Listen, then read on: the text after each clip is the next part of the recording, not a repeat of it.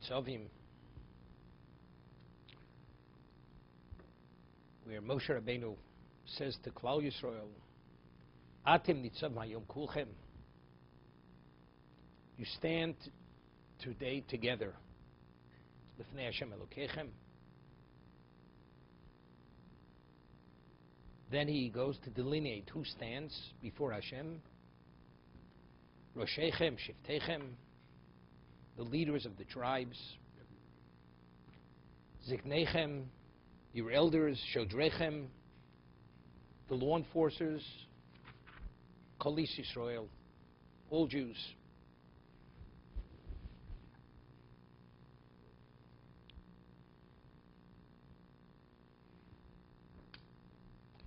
They're about to enter into a bris. So over here the Ramban writes, this is the bris of Arvis Moav before Moshe Rabbeinu passes away. And he says, the Ramban, Sh'atem omdim u'zibonim l'fnei Hashem k'dei lamod b'briso. You stand before God to enter into his bris, into his covenant, k'dei l'kabel Torah b'bi'ura nesweilov, to accept the Torah with its interpretation. O shayu omdim l'fnei oron v'abris ha'ashvu v'olah asher yaskir lo'ovrucha bris Hashem Elokecho. When it says you stand before, either you stand before God, or they're standing before the Oron. The Tochin, the Ramban says, it's logical to say that this covenant is similar to the covenant which took place at Sinai. Shekoras ori mon b'bris bris rishona. Asher koras itom har Sinai. How was the bris, the covenant of Sinai, how was that brought about? Shehikriv alei molo. Firstly, there was a burnt offering brought. V'loka chatzi adam. He took half of the blood. Lizrok ala mizbeach, which was sprinkled on the mizbeach. V'chatzi adam zorak ala om. And the other half he sprinkled on the people. Although it's not mentioned, but he says, according to his understanding, this is actually what took place. Because when you enter into the bris, as we'll see, the Orach Chaim HaKadosh and the Kli Yakar points out that the original bris of Sinai really was nullified to a degree because of the Chet HaEgel. So therefore, they had to be fully reinstated. So now that they're about to enter into Eretz Yisrael, and they're passing from one leader to the next, this is the end of Moshe's life. Therefore, it has to be brought back to that original level. So as the original bris, it was through the sprinkling of the blood on the Mizbeach on them. Similarly here, that's the Ramban. That's Atem Nitzavim Kulchem. You're entering into the bris.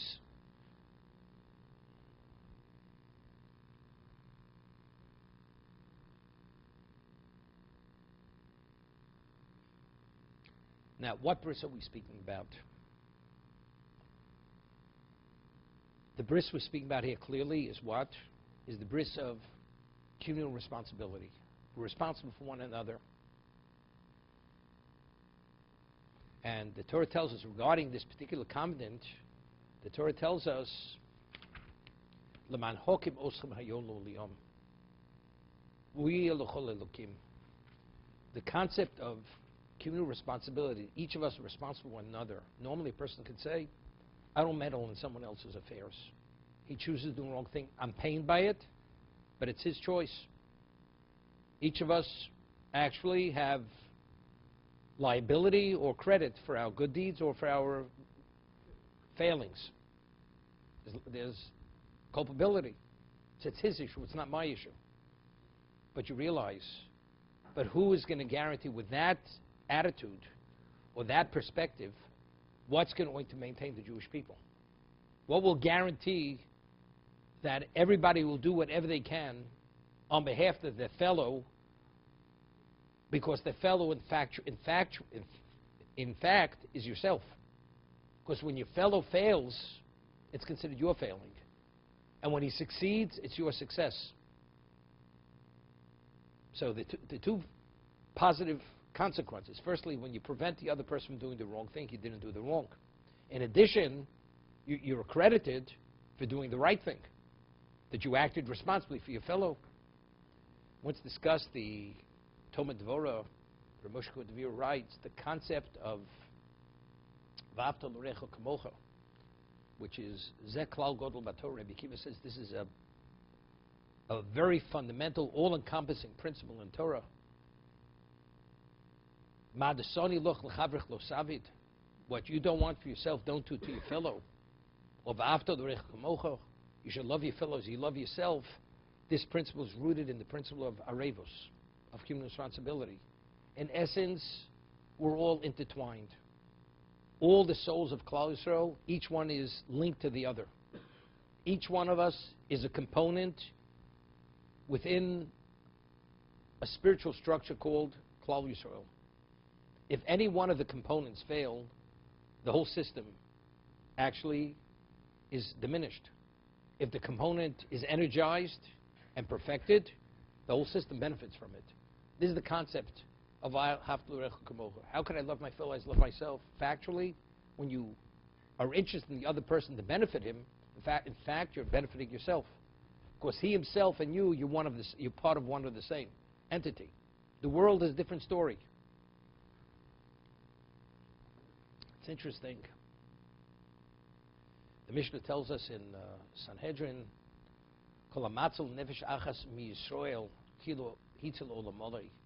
if you save one Jewish life, it's the equivalent of saving the whole world, a full world, complete world.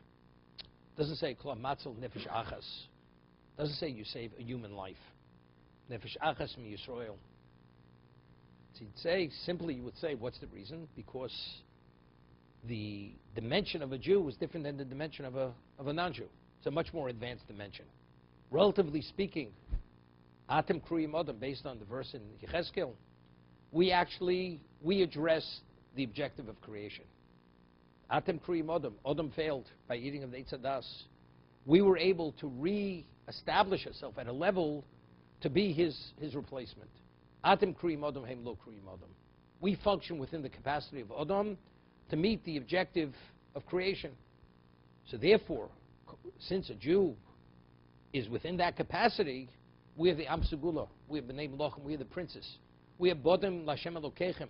We are God's children. The world is not God's children in terms of that level of relationship. As a result of that, when you save one Jewish life, it's as if you save the whole world. Now, what about a person, God forbid, is going to lose a limb, but his body's going to remain intact? Factually, he's not a full person. If we say that every Jew contributes because he's one part of the entity of Klal Yisrael, so a Jew saving a Jewish life, it's not only because of his value. Saving his life is because the Jewish people are not the same. He's only a component. But as a result of that component being lost, what is lost? The system works at a much lesser level. Meaning his purpose, his value, who's going to replace his value? Because every person has his value. Each person has his role in life. You have the rich, the poor, you have those who suffer, you have those who don't suffer. Each person in his own context, he has his challenges. He meets the challenges, he succeeds. He fails, he's failed. But no two people's challenges are identical. Everyone has his tailor-made issues of what he has to, his context of free choice, of what he has to do. So I'll call him Matzl Nefesh Achas. So who addresses existence? Who perfects existence? The Adam. So call him Matzl Nefesh Achas Mi Yisrael Kilo Hitzel Olamoli. It doesn't say you save Klal Yisrael. That's understood. Without a Klal Yisrael, God forbid, there's no world. The world has no value any longer. But even Nefesh Achas Mi Yisrael, because the Nefesh Achas, it actually relates to the total entity of Klal Yisrael.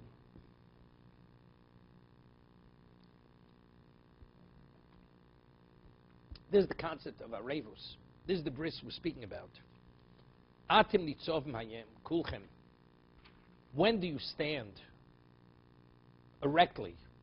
When do you stand in good stead, in a secure state, if you enter into this bris?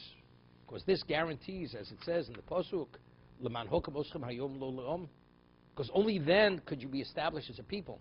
Because if each person is liable and culpable for the other one's actions, where you could have made a difference and you didn't, this guarantees the people functions as a spiritual people. And if you function as a spiritual people, because with who does God have relevance? Only with the people who live within his code and his context of spirituality. So what guarantees that? What guarantees that is the principle of, is the bris, the covenant of arevus, of responsibility.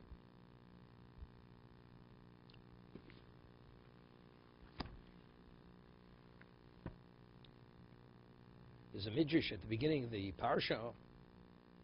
Atim Nitzavim-Vayeilech. You stand erectly. Says Omer HaKosuv, cites a verse in Mishlei in Proverbs. Hafoch Rishon Veinom. God overturns the evil and they no longer exist. Ubeis Tzadik Tzadikim Yamod. But the house of the Tzadikim, of the righteous, will stand. The evil will be overturned, but the house of the Tzadik will be secure.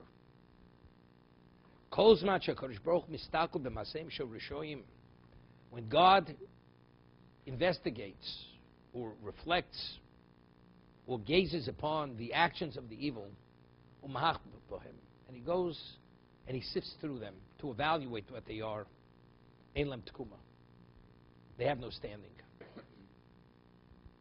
Meaning, once God does the audit on the record of the nations of the world, they come to an end. Where do we see this? Recounting history. He went and he audited. He gazed upon the behavior, the actions, the record of the members of the generation of the great flood. They no longer had a standing. Shenemar, Vayimach es kol hayakum. God obliterated all that stood. Total obliteration. He went and he audited the behavior, the actions of the members of the Sodom community. They no longer were able to stand. Shenemar, he overturned those cities. He went and audited the actions of the Egyptians. Again, they had no standing. After the sea closed on the Egyptian army, there was no one left. Meaning, without the power, the might, Egypt was reduced to nothing. It became a non-existent empire. He audited the actions of the Babylonian Empire. Shenemar, as it says in the Pasuk, verse in Yeshayahu, Hichrati leBavel, I will cut off from Bavel shame, the renown, shor, v'nin v'nechad, no descendants, no trace, not of the civilization, not of the language. It comes to an end. It becomes totally extinct. It's interesting. By the others, the words, there will not be a trace of A through Z. I will cut them off.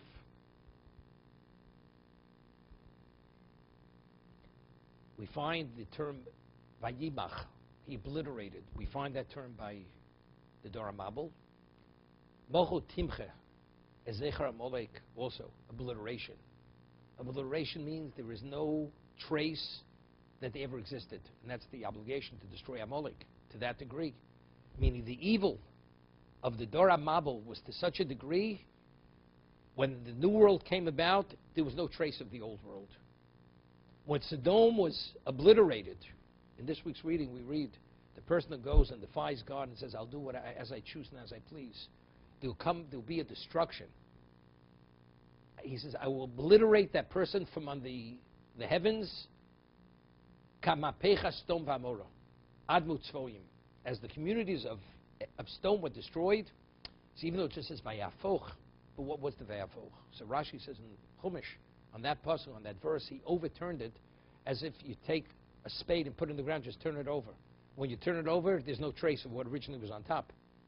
It's gone forever. So we're talking about a level of obliteration. There's no trace of the past. This is Ein Lem Tekuma. It's more than they don't exist. Bavel, there's no trace of Bavel, the Babylonian Empire. Valkulam Ama David. Sham Noflu Poli Oven. That's where the evildoers fell. Dochu, they were cast away. V'lo yochel kum. And because they were cast away, they could never rise again, could never stand. Avul Yisrael, Noflim Ve'omdim. But Klal Yisrael, although we fall, we stand. We're able to regain our posture. Chino Omer, Al Tismechi O Yaftili. Do not rejoice, although we're treated like the enemy. Ki nafalti kamti. Because although I fell, I rose. Ki ani Hashem lo shanisi. What does it mean? I, God, have not repeated myself. God doesn't repeat himself. Omer Reb Chanina bar Popo. Omer HaKadosh Baruch Hu. Me'olam lo hikesi uma v'shanisi bo.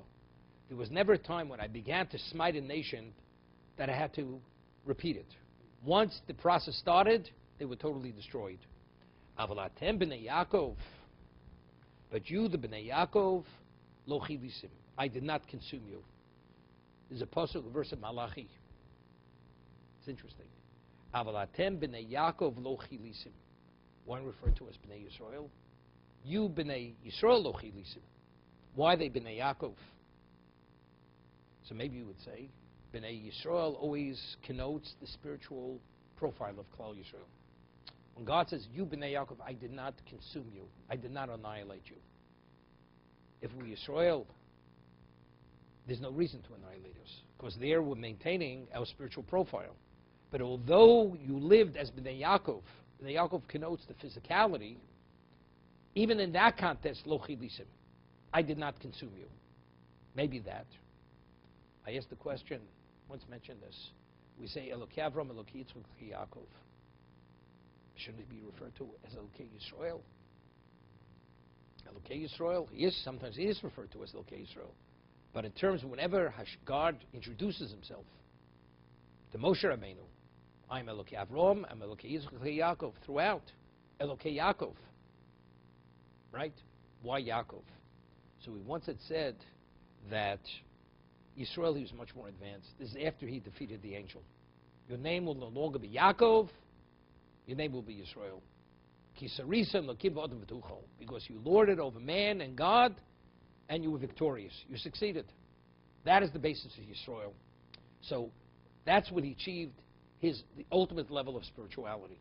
If you're able to defeat an angel, this is before he met Esav, returning after being a Lavan for so many years, he achieved Yisrael. But you understand, but where did it begin? He was in the spiritual trenches when he was Yaakov. The achievement was Yaakov. The end result was Yisrael. So I am the God of Yaakov. Yaakov is where he succeeded within the context of Yaakov. Avlatem b'nei Yaakov. We say, Lezer Yaakov asher bom b'chorta. Regarding Shabbos, God gave us the Shabbos too. The Zera Yaakov asher bom b'chorta. He chose him as Yaakov. We are Zera Yaakov. That although he was Yaakov, he succeeded to be able to rise to ascend to the level of Yisrael. So therefore, Avalatem b'nei Yaakov lo chilisim.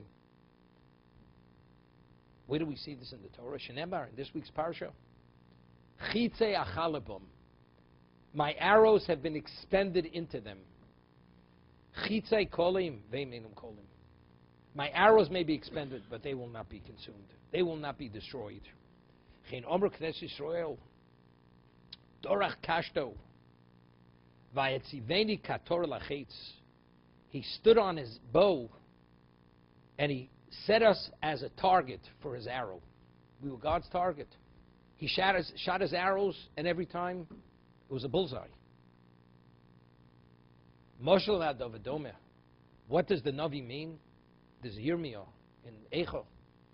He established his bow, secure, and he set us up as a target for his arrow. Moshel Adovadome. This is referring to the Churban Bayis Rishon, the destruction of the first temple. This is the Babylonian exile. What is it analogous to? Legibo Shemeres Akora.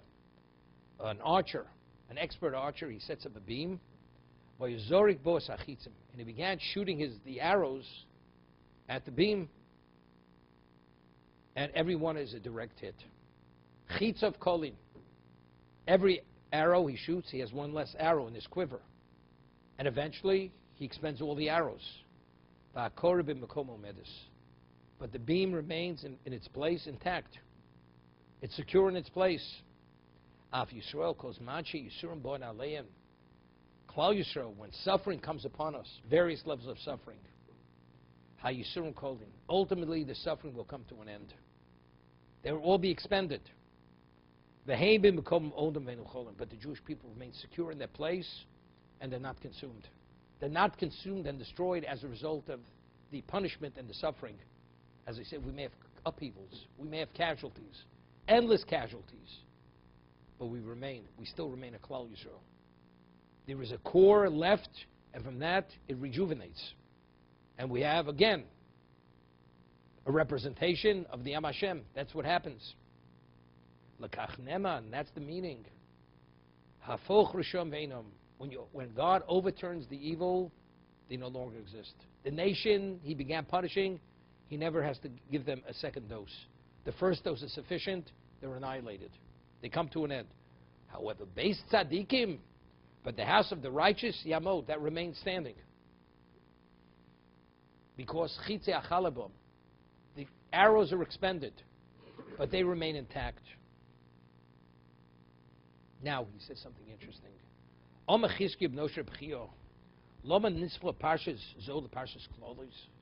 is the portion of Nitzavim juxtaposed to the portion of Kisavo, which are the curses? When Klaus are heard, 100 curses minus 2, 98 curses.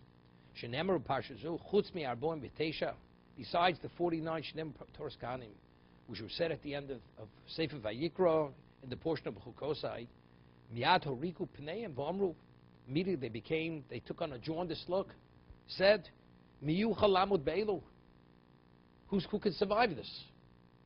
I mean, he's reading us a script that if we make one move in the wrong direction, the level of suffering is not fathomable. Immediately, some of them, he begins appeasing them, putting their fears, to allay their fears. Maksiv malamal mininyon.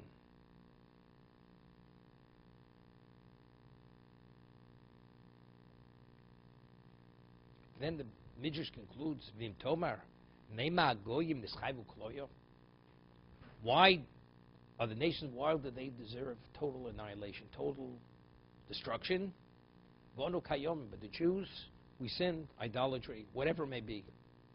I mean, God doesn't have a double standard. So if God doesn't have a double standard, why are they destroyed through the suffering, and we're not destroyed through the suffering? When suffering comes upon the nations of the world, mivatin bohem, they revolt, they bolt. And they don't mention the name of God. They don't attribute the suffering to God, that this is divine retribution. They don't see it as a failing within themselves. So what do? They become more entrenched. They become more defiant. Shenemar, Shvo chamoscha el hagoyim asher yiduucha. Pour out your wrath upon the nations who do not know you. V'shimcha lo karov. They don't call out your name. They don't connect the dots. They say, this is happening because we were delinquent in our service to God. They don't draw that line. Therefore, they're destroyed. They bolt, they're defiant. They become entrenched in their position. Alva Yisrael, Kshe Yisurim Bo Naleim. But Klal Yisrael, when suffering comes upon them, Hey Nichnoin, they become subdued. They become humbled. Umispalin, and they pray to God for forgiveness, to help them, to extricate themselves from their terrible situation. Shenemar, Tzora v'yogo nemtzo. David HaMelech says, Kos Yeshuas Eso, I will lift up the cup of salvation. Tzora v'yogo nemtzo. Even when Tzora v'yogo, the Jew in the Holocaust, in the concentration camp, if he could get a hold of a shofar, he blew the shofar. At the risk of his life. At the risk of their life, they fasted on Tisha B'Av. You understand? They're living a living Gehenum. Worse than a Gehenna. All their closest beloved ones were murdered, were incinerated. And what are they fasting to commemorate? The Churban Abayis. Does this make sense? Doesn't make sense. Kos Yeshua says so. B'Shem Hashem Ekro. They lift up the cup of salvation. Tzara v'yogon. So even in the context of Tzara v'yogon, suffering, pain, angst, not to be described, the Jew still says, Hashem, it's you. We understand it. The Yeshua will come. The salvation will come. When? When you decide it should come.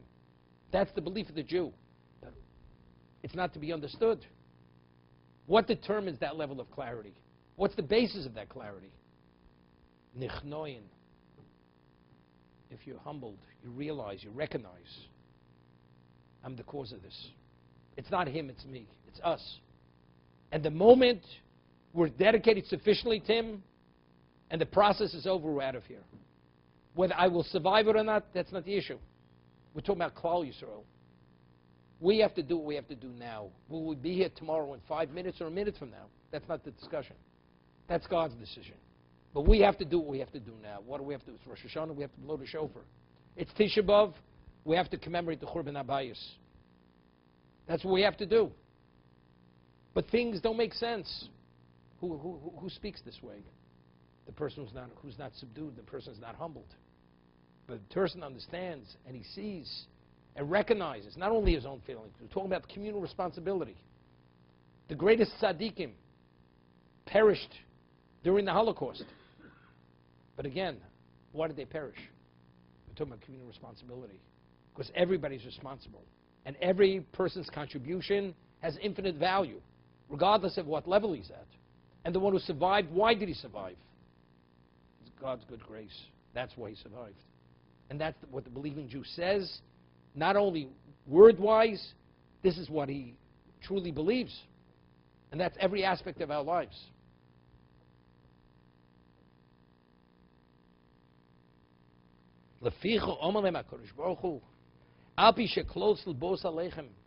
Even though, God forbid, the times that the curses have to come upon us,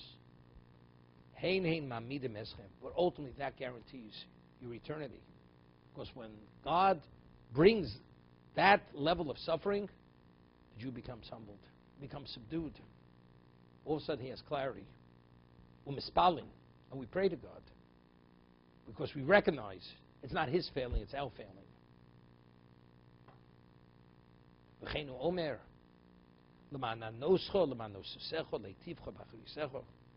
God says we were in the desert, although God provided the clouds of glory, the wellspring of Miriam, and the man. But factually, and the man sustained us and nourished us, but still, it was what? We were afflicted. We're still in an afflicted state, despite everything. Why? To uplift you. It's through the pain. That's where you get uplifted. That's when you get clarity. A person's intoxicated with material, and you live affluence, hedonism, whatever it is, everything is blurred. You don't even know what a bad day means.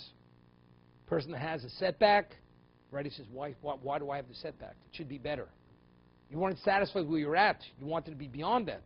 You're complaining that you had a setback. And where were you set back to what level? When a person is afflicted, it brings clarity. That will elevate you. But the question is why? Why the nations of the world, when suffering comes upon them, God says, I don't have to repeat the punishment. The process doesn't have to be repeated. They will be annihilated because they become more entrenched in their positions of defiance, and they don't even mention my name. Therefore, they will be annihilated. My children, Klal Yisrael, nichnoyin mispalim, they become subdued, humbled, and they pray. What's the difference between us and them? What's the difference?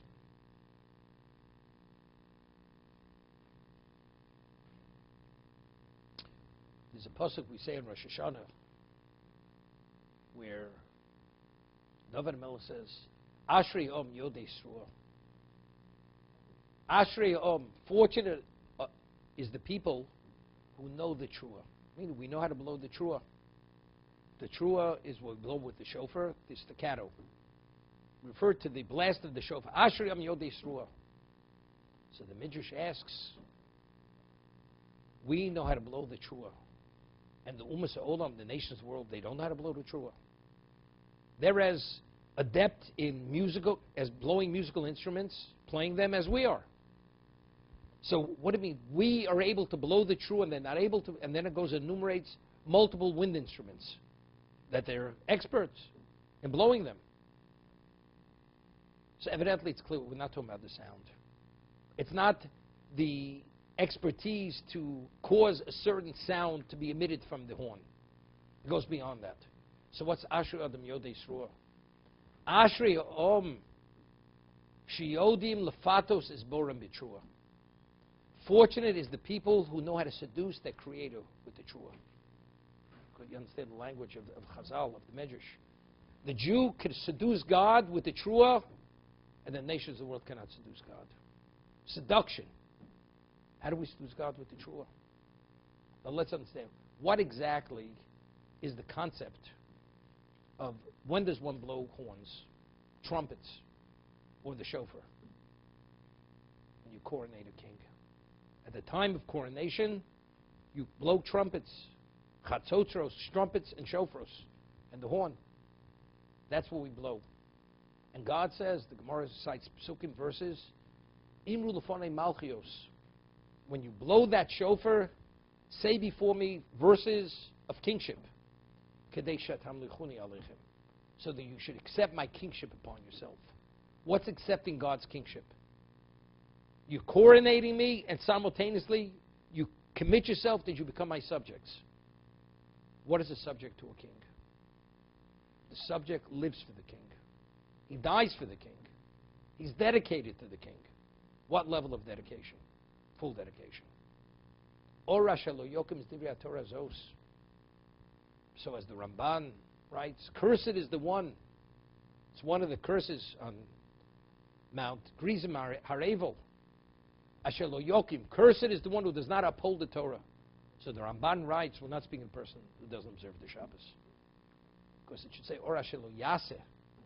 One who does not do. What's upholding? What's that upholding the Torah? So he explains, Rabbi Kalatsky explains it with an allegory. In Shari Tshuva, you have a person, he's the slave of a master. And he's a dedicated slave, and the slave says to the master, I will do everything you tell me. However, it's only 99.99% I will listen to you. But 1 iota of percent that I will not listen. You understand? That's defiance. But he's nearly 100% committed. A subject, a slave, is the chattel of the master. You're fully committed. That means you're rejecting the mastership. Mastership is total. It's not nearly all. It's total. It's not total, then you're a defiant slave. He deserves to be put to death. Or Rashelo Yokim. Person says, I believe in the Torah, except, I feel that one of the mitzvos, one of the commandments has no relevance to my life. Therefore, I will not keep it. You will not keep it. That's defiance. Person fails because he succumbs to temptation. He says, I understand, I have an obligation. But I'm the first priority. Okay? But you believe it has relevance. You're weak in certain areas. Maybe someday I'll come around. But this person, he stated his position. It's not all or nothing. I'm a 612 mitzvah Jew, not 613 Jew. Ora shelo yokim is divrei Torah zos. Cursed is the one who does not keep the Torah, who does not uphold the Torah. You don't accept the Torah in its entirety. That's what it is. The Rambam writes, what's a heretic? If a person rejects one letter of the Torah, we have certain methodologies to interpret the Torah. Yud Gimel, the 13 processes, methodology to interpret the Torah. If a person says, I don't agree with that Gezerah Shava. 2 words which we associate, which are the same, which we're able to derive a law, something? I reject that. He's considered a heretic. He has no relationship with God. because you're ready. You're dictating what should be, but when it's not, you're not upholding the Torah. What happened at Sinai? God offers the Torah to all the nations of the world. What happens? The first thing they ask a question. They know God's the master of the universe. What is written in it? So he tells them, Lo tirtzach, thou shalt not murder. Edom says, doesn't conform with our lifestyle. Yishmael says, Lo signov, lo signovu. Kidnapping is not permitted. We deal in, the slave trade. That's part of the way, as they still do. That's what we do. It doesn't conform with our lifestyle. It says, Lo tinov, to another. Adultery, incest, doesn't conform. Closest, nasiv nishma. When we blow the horn, Ashri Odom Yodrei Trua. Fortunate are the people who know how to seduce the master. They're created with the Trua. What is the blowing of the horn? It's a total subjugation, a total submission to the master.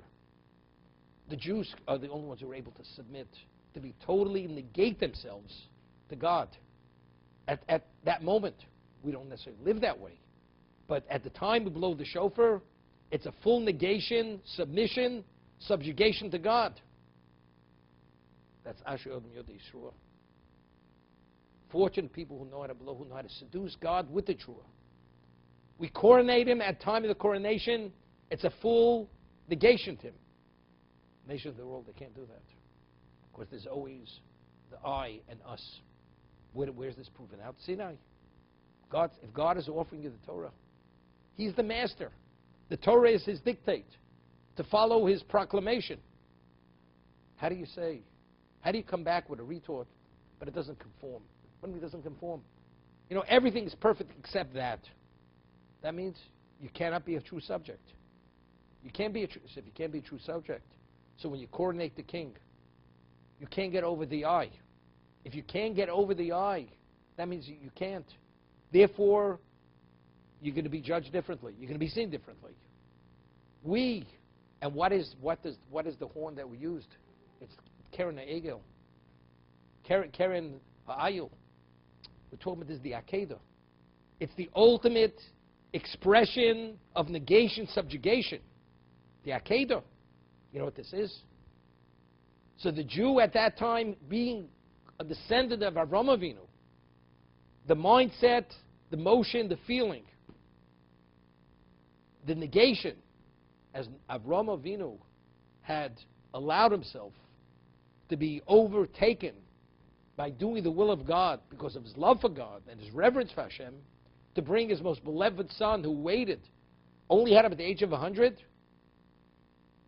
our feeling, our mindset is similar to that. That's the seduction. Once mentioned, we read in the Torah about the Ben Sora Moreh, the rebellious child. He steals, and the Torah is very detailed about this. He steals from his mother and his father, steals money, buys meat, wine, and then he becomes a repeat. His parents bring him to the court. They give him lashes, and he becomes a repeated offender. And then, so it says, if he becomes a repeated offender, his parents have to bring him to the court. He's put to death. Mutav sheyom hazakav yom haschayv. Better he should die in an innocent state rather in a more guilty state. Because ultimately, because he's created an addiction, he'll become a highwayman who'll commit murder. And ultimately be put to death for being a murderer, a bandit. So the Mishnah says in Sanhedrin that the story of the Ben Sora Moreh, lo hoyo, lo osed lios. It never happened and it never will happen. Why can't it happen? So the Gemara explains, because if you go through all the criteria that have to be met to establish this child to be in that classification, it's impossible to meet all the criteria. So if that's the case, if it wasn't, it can never be, so what does the Torah go and describe exactly how this unfolds and how the parents ultimately bring him to be put to death? What does Torah discuss it? So the Mishnah answers, to study it, ulakabel schar. To study it and receive reward for studying it. So the obvious question is, which is asked by the commentators, if a person says Kriya Shema, the paragraphs of Shema after at the time, although one doesn't get credit for saying the Shema in its proper time, which is B'shach B'chumecha, when you rise and when you sleep, but the verses are verses of Torah. One gets credit for studying Torah. So if so, why do we need the story of the rebellious son where the parents take the child to court to be put to death? If it's lidrush l'kabel schar to study it and to be worthy of reward, what do we have to speak about these particular details, these facts of the rebellious son? So Rabbeinu Bachya cites Rabbeinu Hanan, an early commentator, who says, lidrush l'kabel schar, to study it, to delve into it, to be worthy of reward, doesn't mean the mitzvah of Torah. We're talking about the lesson. What lesson do we draw from the story of the Beit Surah Moreh? What lesson is drawn? The lesson that's drawn is, whoever heard of it? We're talking about a child who's 13 years old, just bar mitzvah. So basically it's saying he's a child. And he has to steal from his parents and take the money and purchase a certain amount of meat and wine. How would a parent view this behavior? He's delinquent. They attribute it to immaturity. He hasn't grown up yet. He doesn't appreciate the wrong of the wrong. So what, are they going to bring him to court to receive lashes? Definitely not. They're just going to sweep it under the rug, say it's nothing. They attribute it to what? Lack of understanding, immaturity. What about he becomes a repeated? They bring him the first time. Okay, lashes. But now they bring him a second time to the court. And now they bring him, he's going to be put to death. Which parent wants to see their child being put to death? No parent. So you say, but ultimately, what's going to happen to the child? He's going to become a bandit, become a murderer. Do you really believe that? Firstly, he stole from us. We're willing to forego it. We're willing to forgive it. The court says, the Torah says, but you understand, all the indicators are in place that ultimately, but who could believe that? Understanding what their action will bring about, it will cause that child to be put to death. They're going to be in a state of denial. It can't be. So which parent could bring his child to court even though it means being put to death? It's only a person whose love for God supersedes the love for his child. Factually, it can't be. It was never, it will never be. But if a person's love for God is greater than his love for his child and for himself, he will have clarity. His conflict will not interfere with his decision. Avraham Avinu could have had conflict of interest. His beloved child who was born to him in his old age, at the age of 100, which was a miracle, who was the future of Klal Yisrael. He's going to be the father of the future patriarch. And without him, there is no future. There is no God in the world. God says, I want you to end it. He was negated to God, and out of love, without question. He traveled 3 days, bound him, and was about to slaughter him. And if God wouldn't have said, the angel wouldn't have said, withdraw your hand, he would have slaughtered him. What level of love do you need? It's a level of love which supersedes all love. All love for oneself, all love for one's family. This is droshu kabul schar. You have to study it, and then you'll understand it. You receive reward. What's the reward? The reward is understanding to what degree a person has to be committed and selfless and negated to God. That's nichnoyin. A Jew, in certain predicaments, it causes and it evokes within the person a level of clarity which gives a person a grasp and understanding of exactly why things are happening the way they're happening. One does not be the leading Torah sage of a generation. We're talking about suffering coming upon the Jewish people. They put things in perspective. The non-Jew, we could say Nasim and Nishma. God says, accept my Torah, we accept it unequivocally. But what about all the compromise in our own life? God, you're the master. We're willing to subjugate ourselves. We're willing to give it all up for you. The world couldn't give it all up for him. Therefore, God says, the Chazal tell us, the Navi says, when I smite the nations of the world, the process never has to be repeated. Why?